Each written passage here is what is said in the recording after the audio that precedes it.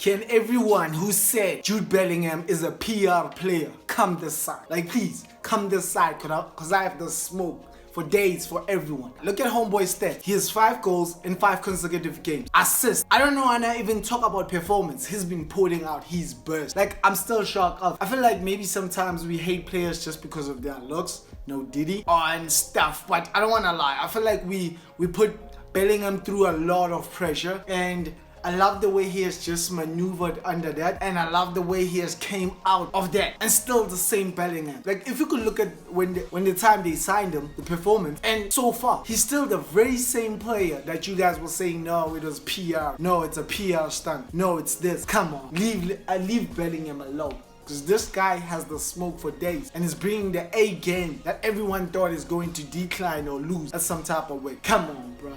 Leave this boy alone, bro. Bellingham is out of this world. You guys should let him